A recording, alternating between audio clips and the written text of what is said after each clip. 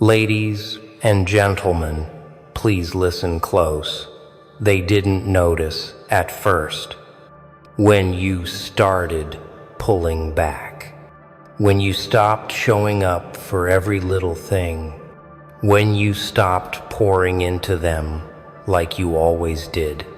But deep down, they felt it, and it shook them. Because your energy was never just nice to have. It was the fuel that kept their world moving. And now, that fuel is gone. Listen to me. This is not just about walking away from people. This is about reclaiming the most valuable currency. You have your energy, your time, your attention. People take it for granted until it's no longer available. They act like it doesn't matter. But the moment you stop giving it, they start to feel the emptiness. They start to notice how quiet it is without you, how cold it is without your presence. And here's the truth. They will never admit it out loud, but they are not the same. They can't be. Before we go deeper, I need to say this. To my loyal listeners who've been riding with me, thank you. You already know the mission. And if you're new here, hit that subscribe button right now. Like this video. Drop a comment and let me know you're here. This is not just a channel. This is a battlefield for the mind.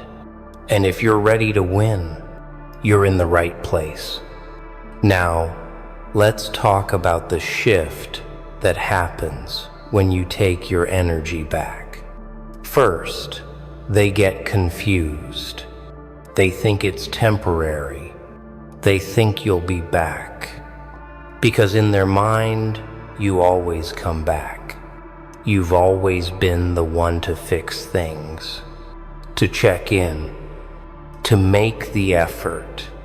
But then days turn to weeks, and weeks turn to months. And they realize you're not coming back. This is where the panic sets in, because they've built a life that relied on you, emotionally, mentally, even spiritually. You were the stability. You were the constant. You were the one they could always count on. And now that's gone. Psychology has a term for this. It's called withdrawal. The same way a body reacts when it loses a drug it's dependent on. Humans don't just get addicted to substances. They get addicted to energy, to presence, to love, to consistency. And when you remove it, it leaves a void. Think about Michael Jordan. When he retired the first time in 1993, the NBA was never the same. Teams that used to prepare for the inevitable challenge of facing him suddenly didn't have that same fire. Fans who lived for his game nights felt a hole in the sport. Even the media had to fill the vacuum he left behind, because his energy on the court was unmatched. It wasn't just his skill. It was the force he brought every time he stepped into the arena. Take that away, and the entire league shifted. That's what happens in relationships too. When you're consistent, when you're powerful in your presence, when you bring light, protection, and value, and then suddenly you're gone. Everything feels different for them. But here's the part they'll never tell you. You taking your energy back forces them to face themselves. And most people don't like what they see. See, when you were around, they could hide. Your light was bright enough to distract from their shadows. Your strength was strong enough to cover their weaknesses.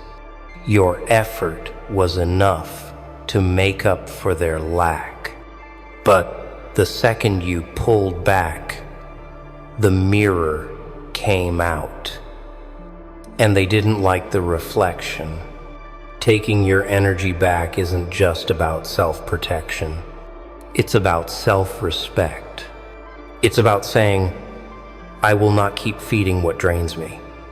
You are not an endless supply. You are not a free resource. You are a human being with a finite amount of time, energy, and attention. And anyone who treats that like it's unlimited does not deserve it. Listen closely. This is the part that changes everything. When you take your energy back, it's not about revenge. It's not about making them miss you. It's about giving yourself back to yourself. Because when you keep pouring into the wrong people, you're stealing from your own future.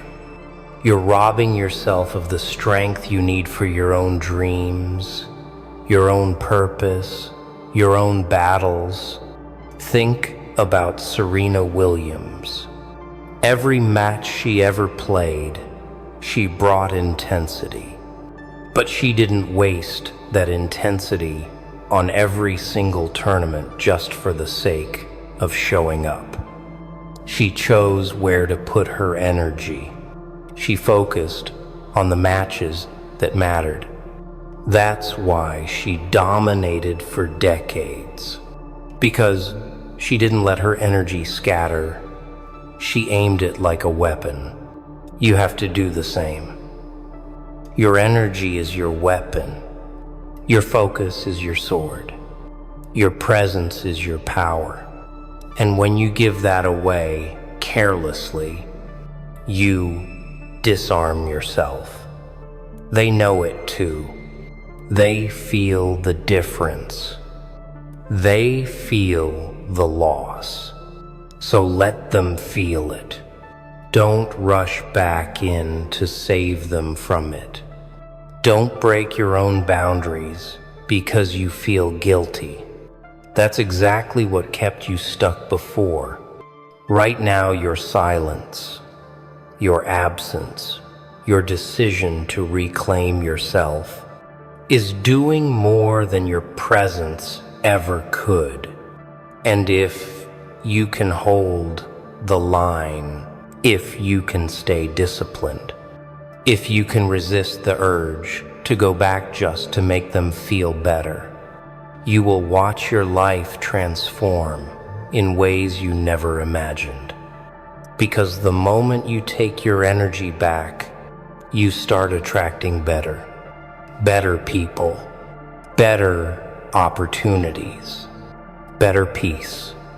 And trust me, the ones who lost it, they haven't been the same since.